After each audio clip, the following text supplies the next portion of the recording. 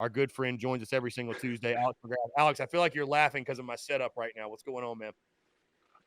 Yeah, I love it. I love it. Where in the world is Chris Phillips this week? Yeah, I don't know if you knew this, man. I took a little mountain trip. This was the setup yesterday also, and I gotta say, I have got to get a chair like this for the studio because I feel so much more mellowed out and relaxed. I'm normally like sitting up at attention. And I feel like because of the way I'm sitting, I'm unintentionally putting myself on edge, instead of just like dude, I got the I mean, mountain view out of the door right now in the background. I mean, it's a very calming thing. Got to be honest, it's a very calming thing. So maybe our that's football team could listen. take a trip like That's the this, and best, it, it, man. it relax them a little bit, and we could get off to some faster starts and kind of mentally recenter or something. I don't know. Anyways, I see you're in the office, my friend. What's going on? Perhaps. How are, Who how could are you? say? Doing good, man. Doing good. Just another day in paradise. Now, Watching the Alex, world melt away from a computer screen, but that's neither yes, here but nor there. We don't want to talk about that. it's funny. This is how you know I'm literally on mountain time because I have no idea what you're talking about. I didn't even, hey, before yesterday, I didn't even know there was a hurricane. I didn't even know there was a hurricane. Steven Garcia texted me, yeah, we're boarding up for a hurricane. Yeah, I was like, what are you talking about? I was like, bro, my brain is off pretty much to everything else. I'm like, the business, and then I literally went on like a 2-hour hike yesterday and had no service, and it was like the greatest thing ever. It was awesome. Much needed because my, that's my brain you stays need going that 1,000 reset miles every an hour. once in a while. Yes. Yes. It's been great. But obviously, of course, we're still pumping out content here and getting after it. Hey, before we get into the football stuff, man, how about the Americans taking the President's Cup? It seemed like it was in pretty easy fashion, too. Quail Hollow did a fantastic job hosting the event. I Love to think see that. they did.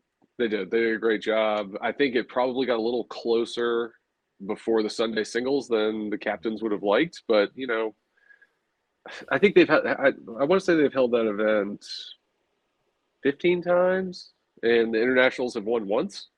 So love to see that get a little closer, but Yes. it is what it is. Is the Ryder Cup this year or no? Or is it next year?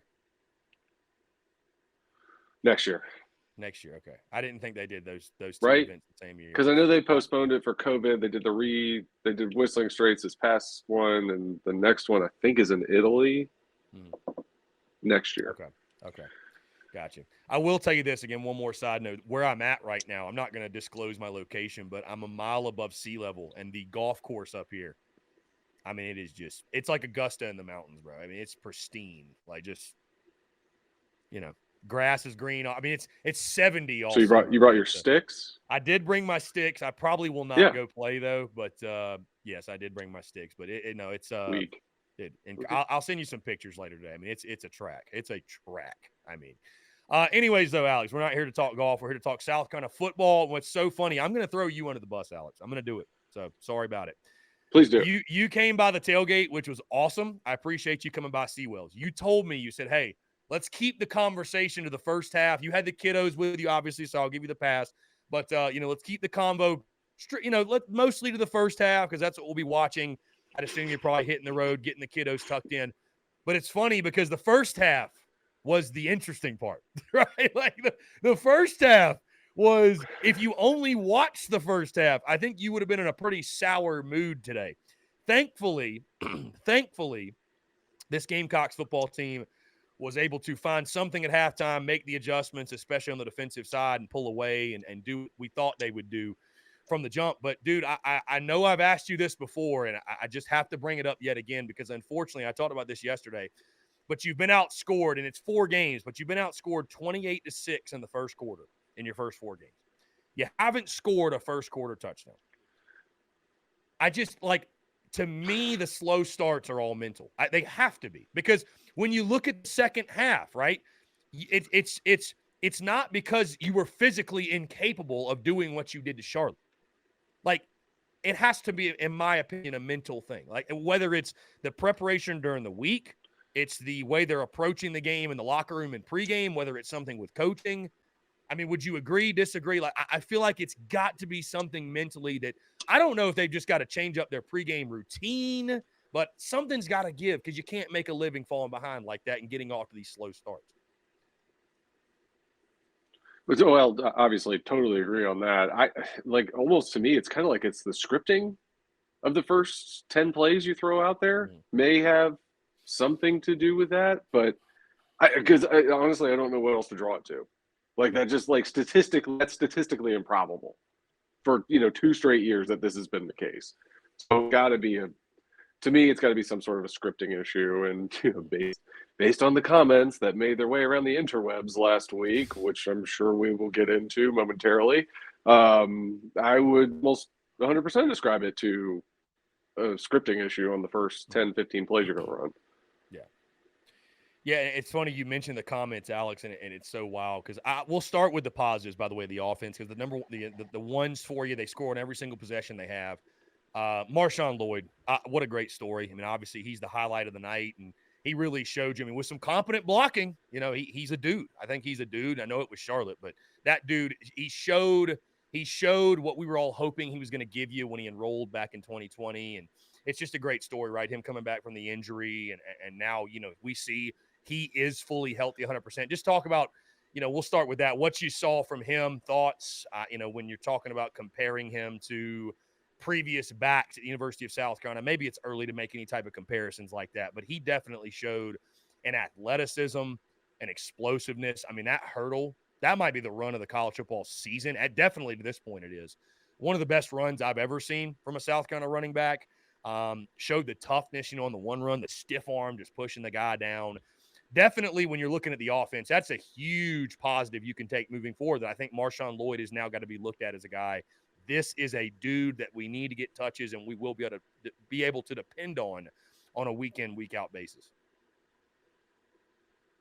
Oh, for sure. And I think that was really, like, honestly, the first 3 weeks of the season, like, I think that was the frustrating part because you saw him make those types of moves Mm-hmm. against, Georgia State, against Arkansas, against Georgia.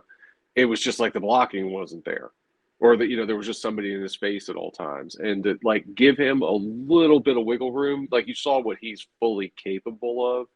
Again, granted it's Charlotte, but you're able to see what he was fully capable of, and if we can put together 50% of that effort blocking for him for the remainder of the season, he's going to have a really successful year. And because that's what you want to see. You want to see a back that's got some shiftiness, that's a big enough dude to run somebody over, and that can step on the gas when he gets past somebody and take one to the house. And he's got all three of those attributes. And so that was nice to see it like on full display, really for the first time since he's been there. Now, on the defensive side, Alex, again, it was a slow start. At one point, Charlotte was 7 for 7 on third downs. It was like death by 1,000 paper cuts in the first half. Just could not get a stop, could not get off the field. But again, the bottom line is this: you do make the adjustment. Just talk about what you saw in the second half, man. I thought it was much more of an attacking defense. Was that something that we changed up? Was it something that, I know Charlotte's starting quarterback obviously suffered an injury, but I thought you just saw a much more attacking, aggressive defense. And I thought what you saw in the second half was what you saw a lot of last year, in the sense of a defense that was opportunistic, forced those turnovers, right, was able to capitalize. And what we obviously need to see more of moving forward. Maybe it's some encouraging signs. Again, take it with a grain of salt. Yes, it was Charlotte, but you know as well as I do, Alex, when they come in bunches, and you hope that that's something you can really build on, again, take forward beyond SC State, but going back into SEC play, you hope those turnovers will continue. Yeah, because I mean, obviously looking back on it now, like the turnovers we were able to generate last year masked a lot of inadequacy on the defense, but we were able to turn the ball over in bunches. And outside of we're two top 10 teams that we've played where we really haven't generated any turnovers. We got blocking punts, getting turnovers against Georgia State. We're getting 3 interceptions off of Charlotte. Where for the first half, the quarterback just wasn't putting the ball in harm's way, and then all of a sudden, in the second half, you give yourself an opportunity to go get some poorly thrown passes, and they were able to take advantage of that because, truthfully, like based on what happened in the first half and what you're saying, going for 7 for 7 on third down, they had to gin up something to get the game back going in their favor, and they were able to do that, which is an encouraging sign. And that's what you want in these get right games, or these get well games, so to speak, where you've been through you've been through a mini gauntlet, and now you have an opportunity to get out there, see what you can do and build confidence to go into that Kentucky game. Or excuse me, into the South Carolina State game, then into the Kentucky game. Now back to the offensive side, Alex, and it's interesting because these type of games, like you said, the get well games, I think it's important, and I made this point yesterday. It's important to see, I think the folks that are just being overly critical and nitpicking things, I don't know that that's necessarily the way to go about it, because you want to give credit where credit's due and highlight the positives. And again, we've done that to this point, and there were positives that came out of the game on Saturday night. Your offensive line, right, able to get a push and establish some confidence. It's great to see a guy like Luke Doty come in and throw a touchdown to Corey Rucker, get him acclimated. He's obviously been out with injury. And Marshawn Lloyd, of course, we mentioned. Spencer Rattler was efficient with the football, didn't turn it over. There's positives to take away. But when you look at a game like Charlotte, Alex, you almost have to nitpick, right? Because this season was never about beating Charlotte, right? This season's not about beating SC State. I feel in these games it's about learning about your football team, working on your weaknesses, your deficiencies, and setting yourself up to be in the best possible position to go beat, let's say, a Kentucky that you have to face in a week and a half. So offensively, when I nitpick, and my biggest gripe, and again, I talked yesterday, was the lack of downfield passing game, right? And I understand, Shane Beamer said in postgame, our plan was to run it 40 times and establish the run. And I'm not blaming you, right? You knew you could push Charlotte around. You should be able to. You're an SEC team. They're the Charlotte 49ers. What do you make of the offensive game plan against the 49ers? Were you left feeling similar to how I am, in the sense of just you felt like you were kind of left desiring more? Because now we sit here through 4 games. Spencer Rattler statistics still aren't what they are. 2 touchdowns to 5 picks. I understand you wanted to generate confidence for your O-line. You're running it. And maybe that was the game plan, or it will be the game plan Thursday against SC State, to just pitch and catch it all over the yard. But I just thought it was interesting that they did not try to go downfield more. And from your vantage point, do you feel like that was more of a scheme thing? Was it a Spencer Rattler thing, not willing to pull the trigger? What did you see from the passing game on Saturday night? It was definitely a scheme thing. I mean, you look no further than the first drive we came out on, where I think we ran the ball 9 straight times. Mm-hmm. Like, the first pass we threw was trying to throw it into the end zone. Like we can go down that rabbit hole later, but it was, like, to me, it looked more of a scheme thing, where it's just like, look, this is what we're going to do this week. We're going to try to put it down their throats. We'll throw it where we need to, and that's it. And, to your point, like, I think that's great to build confidence for a unit, the O-line, and a running back, to let them get out there and, get that feeling where, like, hey, you know what, I am pretty good at this. I can do these things, and to build that confidence. At the same time, and I'll reserve judgment to see what we do on Thursday against SC State, but, I would have, like, you've got to build confidence in your quarterback too. And hitting downfield passes consistently is something that we've missed opportunities on the first couple of weeks of the season. And you've got to build that somewhere. And if we come out against SC State and we're going to establish the run, that's fine. But you're not going to be able to do that against Kentucky. You're not going to be able to do that against Tennessee. You're not going to be able to do that against Florida. You're not going to be able to do that against A&M, Clemson, like Missouri. I would assume Missouri is the only opponent left on the calendar that you're going to be able to potentially, like, push around. And maybe Vandy. That's great. That's fine. And Vandy. So. Maybe Vandy. I always forget about Vandy. Yeah. Sorry. Sorry to the Commodores listening. No, I don't blame you. I don't blame you. But like, you've got to build confidence. And again, it just it goes back to what Satterfield said, where it's just like, if I had my way of thinking, I'd be running for 275 every game. And, like, that's great if we could do it. Right. But that is not reality. And we've got to be able to use these types of games to polish up all aspects of our offense. And if I could be quote unquote disappointed we didn't really attack in that fashion, a little bit. But I mean, at the same time, we got to watch Marshawn Lloyd do his thing, which was awesome. So yeah, I mean, that's my think, biggest Alex, right. I'll put it that way. Yeah, no, listen. I mean, listen again, and I like I said, I think it's important to see. I've talked before, there's the garnet glasses optimistic view, there's the chicken curse pessimistic view, and then there's the middle, and that's where the truth is. And I try to stay, and I know you and I both, that's why we get along. We try to stay in the middle as much as possible. So it's not taking anything away from the positives, but it's terrifying to me. To your point, that I think Marcus Satterfield is who he is. I really do. I really, we thought what he said going in the week of the Georgia game about 12 and 13 personnel. We're going to run for 270. We were like, oh, okay. He's just giving a smoke screen because there's no way that could actually be the plan. Alex, I think that's the plan.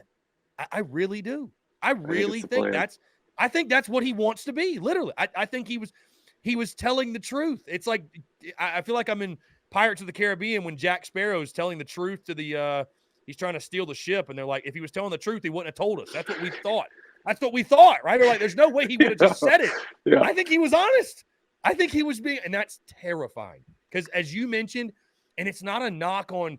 I mean, there are few teams outside of Alabama, Georgia.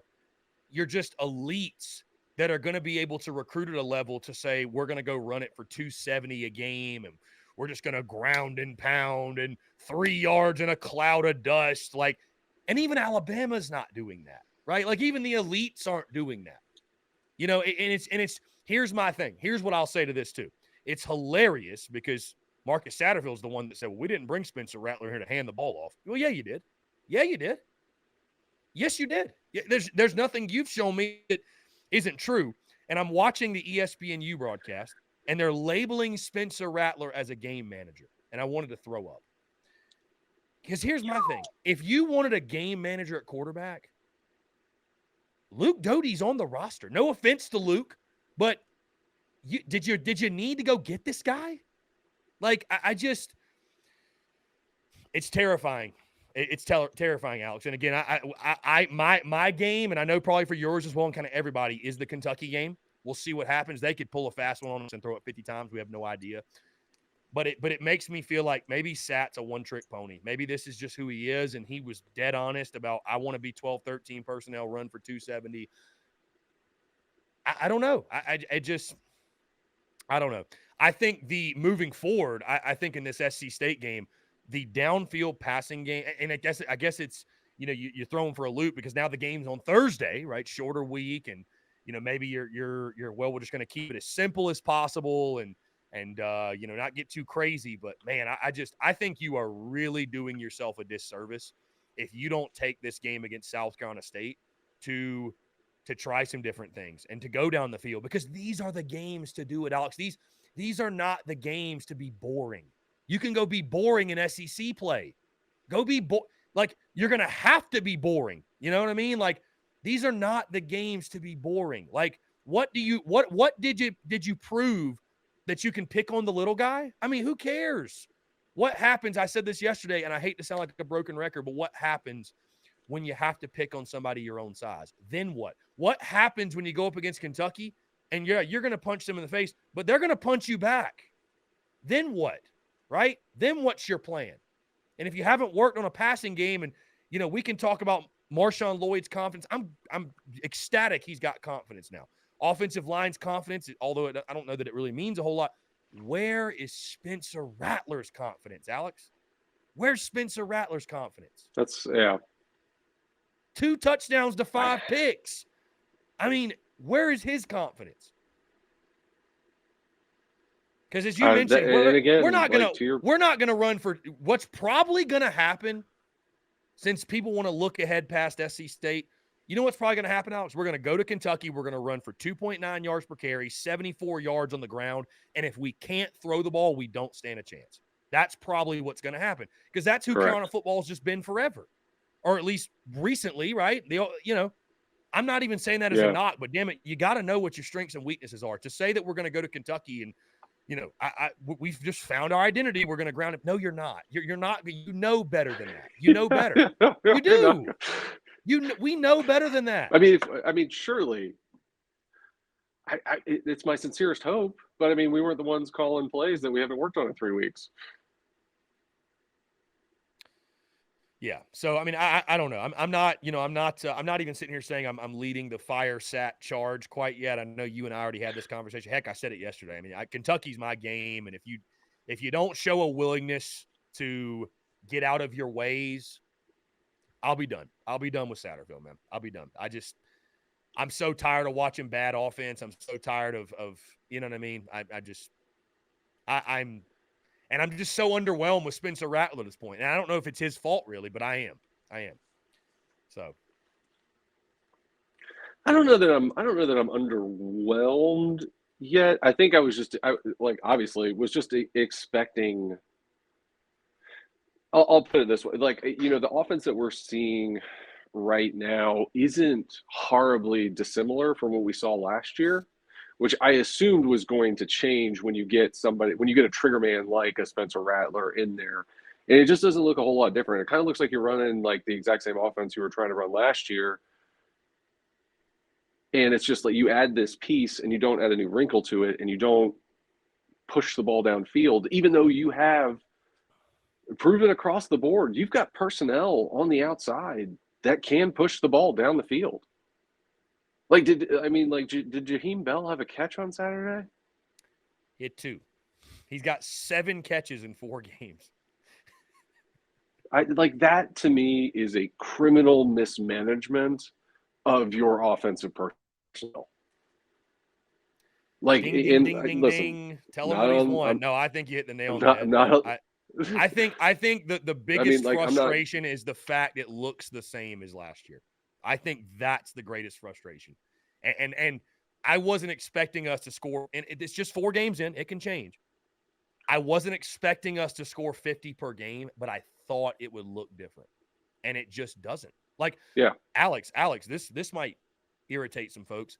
I think we're the same football team with Luke Doty under center right now. Right now, I think we are. I think we have the same record. Oh, for sure. I don't know. I don't know that the stats are that much different, and it's just baffling to me. It's shocking to me. Yes, to all of the above. It doesn't make a lick of sense because you're right. We would have the exact same record if Luke Doty was playing quarterback. Exact same. And I don't even mean that as like shade to Luke. Luke's an incredibly talented player who's going to be a great quarterback for us and played great last year. I don't mean that as like shade, but it's just like you brought in the guy that was the number 1 quarterback recruit in the country in 2019. Turn him loose. You brought in Stogner. Turn him loose. You got a Jaheim Bell sitting back there that, potentially is, first day, second day NFL draft pick. Turn him loose. Josh Vann doesn't have catch. Yeah. I mean, what's like you mentioned, what are you doing? What's going on with Jaheim Bell? Marcus Satterfield should go straight to jail. Straight to jail. Do not pass go. Do not collect $200. It is criminal misconduct. Go straight to jail. Yeah, it's unbelievable. It's criminal. It's criminal. Anyways, I mean, I will say you this, Alex, and so many threats in the vertical passing game, so many, and we don't use any of it. And I guess again, that's where I'm left. And again, if you go out there, we're having a different conversation next week. If you go out there against SC State, and maybe you make the passing game the priority and say, okay, maybe they just were trying to use Charlotte to boost the run game. We're using SC State to boost the pass. Because again, Alex, I just think it's you're doing yourself a disservice if you're not at least proving to yourself that you can do it. And if you can't do it against this competition, it's almost like, Alex, in any walk of life, it's great to have strengths, right? It's great. And you want to emphasize those strengths and minimize your weaknesses. But if you're never working on your weaknesses inevitably have to come up, right? It's like going to the batting cage and you're just going on the machine that pitches nothing but fastballs, right? It'll look good in the short term. Your buddies will think you look cool and your girlfriend will think you look cool, man. But if you know in your heart of hearts, in the back of your mind, you can't hit a curveball and you just don't work on it just because, it's your weakness, you don't want, right? What are you? You're only hurting yourself, And so I'm not saying even, well, maybe I am saying, because I was going to say the passing game's a weakness. I don't think it's a weakness in the sense of we can't throw the football. We're just not, you need to take advantage of building confidence in the passing game, right? And that was the thing I think for me. I just left that game feeling no better about the passing game. But I will say you this, Alex, all in all, it is great to be having these conversations after you score 56 points and you get a 36-point win. I mean, I'm coaches will tell you, the ideal situation is you have learning moments and teaching lessons from wins, from victories, right? You'd much rather it be that way than the flip side, and you have to teach after defeat. So that is the positive. We're not trying to be all doom and gloom. We're not.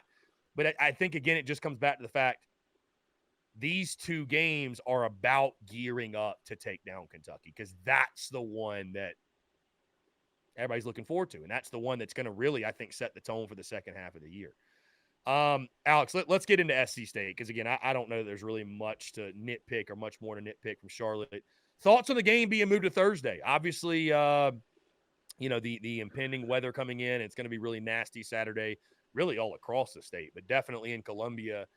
Does the game being moved, does it change anything for you, the way you look at it? I mean, I would assume, and Shane Beamer will speak here at 1:30, but I would assume from the standpoint of injuries, guys who are nicked up, I don't think anybody that's even remotely questionable is going to play in this game. I mean, call it for what it is. No disrespect to SC State, but you should be able to take your twos and go out there and kind of comfortably win no matter who's out there.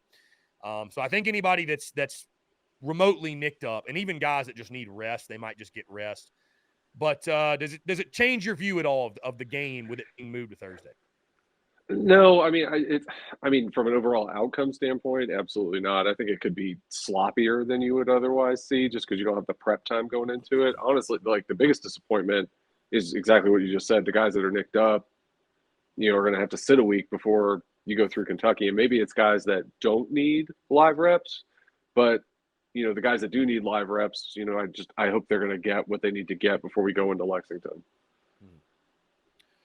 And I know we already talked about it, Alex, but the number one thing, because I mean, we're there's no need in sitting here breaking down every little bit of this game. And again, it's another get good game, feel good game, whatever you want to label it as.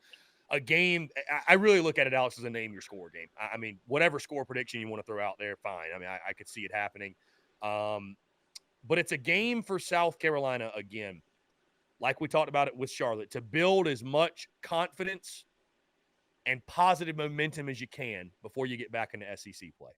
And again, I feel like I know what you're going to say, but the number one thing you're looking for in this ball game from the Gamecocks is what? Let Rattler turn it loose. Just let him turn it loose. Like, if he throws 4 interceptions, who cares? Like, let him go to work. Because if it doesn't, like, you're going to be able to run the ball. Let him find a groove. Let him and the receivers find a groove that you can carry on into Kentucky, because you're going to need them to beat the Wildcats. Now, sure, it could be one of those games like we played Florida last year, or when we played Auburn last year, where, we could run for 275. I don't think that's a likely scenario. So, like, get that passing game timing buttoned up in live reps under the lights and carry that forward to the next week. That's what I want to say. Yeah, downfield passing game, Alex. I just, again, it'll be fine and fun for all of us as fans. You go out there and you win 63-10, or I don't know, 58. I don't know, whatever. You go win big. And, if you run for 350, it'll be great for the guys that your running backs and everybody in the run game. But I just, again, what do you accomplish? I don't know what you really accomplish, because you're not going to play an SC State or a Charlotte D line in Lexington. And again, we'll talk about that more next week and everything. But I do agree with you. The downfield passing game, build Rattler's confidence. How about the confidence of Antoine Wells? How about the confidence of Jaheim Bell? How about the confidence of Josh Vann? Like you mentioned, Stogner in the passing game. How about those guys' confidence? Because I can tell you this, that run game, it may show up, it may not. I don't give a damn either way, though. If you're going to get to, say, 7 wins at this point, you got games at Kentucky, A&M. You got your Mizzou game, at Vandy, at Florida, Tennessee, Clemson. So to get to 7-5, you got to go what? 5-3? If you're going to go 5-3, you need above average quarterback play. You're not going to get you're not getting to 7 wins. I don't even think you're getting to 6 wins if you don't have above average quarterback play. That's what you have to have in the SEC. So I think it is paramount to build Spencer Rattler's confidence in this game. And I'm not talking a bunch of bullshit swing passes. My God, I ain't never seen an OC that loves a swing pass more than Marcus Satterfield. Intermediate throws, downfield, beyond a shadow of a doubt, you have the athletes on the outside to pick apart SC State. And if you don't believe that, well, we have issues just beyond solving at this point. So, yeah, I think you and I I think both actually excessive swing passes is what got Billy Napier run out of Clemson. I mean, it's just, I don't know. Anyways, maybe the game plan will be to throw for 500, but I don't care if you run for 250. Throw for 300 as well, though. At least be balanced. I mean, I'll take that. Yeah. Be balanced and show a willingness and maybe, to work on that down the field. And maybe that's like the most bizarre aspect of what we watched on Saturday was like you had the opportunity to do that and you didn't. So like to me, it would be even weirder if you did that against Charlotte and then you turned around and just aired it out against SC State. Like, I would love to see that happen, but it's just that would be even like a more bizarre happening than just trying to be balanced. That's a good point. Alex, this has been fantastic, man. Hey, last thing before I get you out of here, you were obviously a player when you played at Carolina, you guys had Thursday night games. I know this is not your typical because it's a reschedule and literally we're finding out the week of, but favorite part about Thursday night games at South Carolina, was there anything that stood out that was different than your typical Saturday affair at Willie B? I mean, having the weekend off was definitely the best part. Definitely the best part. Yeah, no, that was the best part. Being able to chill. But I mean, it's cool. Yeah, no, I mean, and that was the best part about it. It just kind of gave you those extra couple of days, like in the season, to just kind of relax, not have to be in the building for a couple of days, and just kind of recharge. Exactly what you're doing right now. Just recharge. Yeah. Yeah, I mean, we'll talk about it next week, but maybe, just maybe, this is the blessing we needed and the spark our season needed to get an extra, 2-3 days to prepare for Kentucky. Maybe. Listen, I'm going to say this out loud, and I know I'm going to regret it, but like Kentucky's not that good. I think they're vastly overrated. I think they're vastly overrated. They're not. They are. I'll put it this way, and this isn't taking anything away from this team that you were on, by the way. They are like the 07 Kentucky team. Like, was that team really the seventh best team in the country? Like, no. I mean, yeah. So no, they weren't. They had good players, though. I'll give them that. Right. Woodson was good, but we were better. We were better. We had better players, and we don't even. I don't know. They certainly don't look like. What are they? 8th, 7th, I think right now. They're 7th.